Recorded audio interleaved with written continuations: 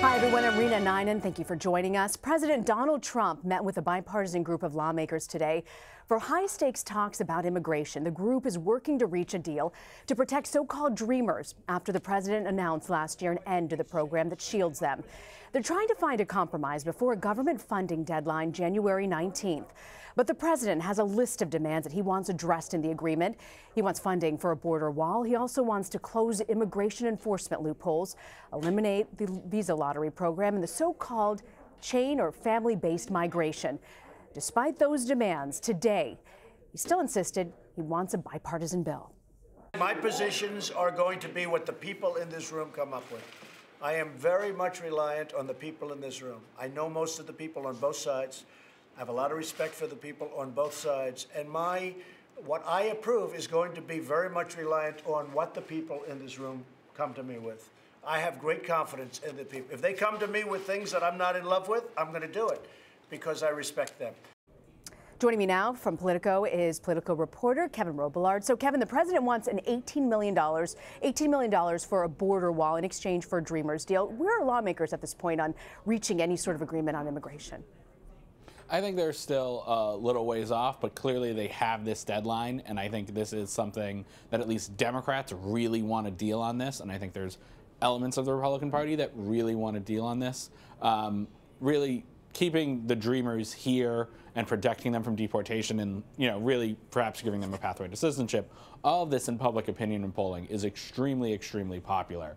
So really, this is something where if they fail to do this, it's really going to be a blow really to both parties are going to probably feel some political pain if they aren't able to come up and reach a deal. I want to play bite for you, Kevin. This comes from House Speaker Paul Ryan talking about reaching an agreement. We want to have a DACA compromise. We want to make sure that the DACA problem is solved. But as you've heard me say time and again, this has to be balanced so that we don't have a DACA problem 5-10 years down the road. So what does he mean here when he says another DACA program down the road? Is this signifying that he's actually on the same page as the president?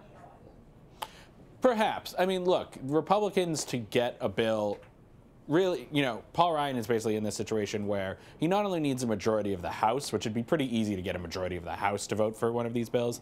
Really, House speakers, particularly Republican House speakers in recent years, have tried to always have a majority of the Republican conference backing them as well, any deal they make. So to get that, he's really going to need border security funding. Whether it will be sort of to the same extent the president wants, I think he could probably get a deal without getting everything the president has asked for, and I don't think Paul Ryan would have that same level of demands personally, but it's really, to a certain extent, this depends on what the hardliners in his caucus, like the people in the House Freedom Caucus, want as well. Yeah, and the impact that they've had on trying to get other legislation through. I want to ask you, though, is there a sense of what impact the immigration deal will have if they're not able to pass this on other legislation this year? I mean, look, after really passing we're trying to pass in one case and successfully passing two big bills on basically strictly party line votes last year. I'm talking about Obamacare repeal and the tax reform bill. Republicans have now sort of come out this year and been like, oh, bipartisanship, bipartisanship, bipartisanship. And they're now talking about both immigration and, to a lesser extent, infrastructure as two areas where they could get some bipartisan agreement. So really there could be, and they want bipartisan agreement heading into the midterms because it will improve their own numbers. Right now the Republican Party brand is not strong. President Trump is obviously very unpopular. Congressional Republicans are in some cases even less popular than Trump is. And that's not to say the Democratic Party brand is great, but really congressional Republicans really want these bipartisan deals as a way to build up their own political image before the midterms. And it's really, it'll be difficult to see if they can actually get these because these types of bipartisan deals have just fallen apart over and over again in recent years. No, I want to switch gears for just a second, Kevin, and ask you about the fallout the president's still facing from the release of Fire and Fury. Yesterday, the publisher's lawyer said that there would be no retraction. When you look at the president's track record, how likely is it that he's going to take legal action? And is there a sense of where the White House is going to go on this? Based on the president's track record, there's almost no chance he takes legal action.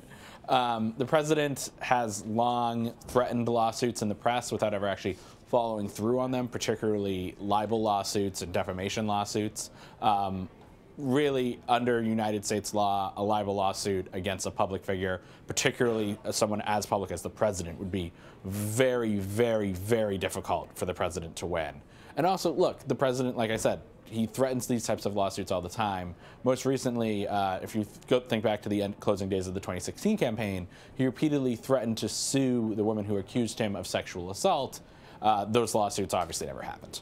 And when you talk about love lost, his former chief strategist, Steve Bannon, I mean, the White House said there's no coming back, it's over. How do you think that this break between the president and Steve Bannon will impact as you go into the political landscape in midterms this year?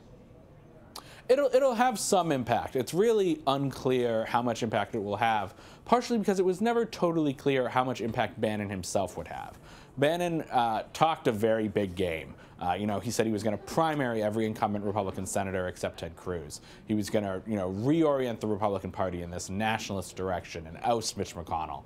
And really, the groups he had set up really wasn't clear where they were going to get money to do any of this. He really didn't have staffing for a lot of these groups. He didn't have candidates in some of the races he claimed he wanted to play in. So it wasn't exactly clear, how much he was going to be able to achieve his goals at all.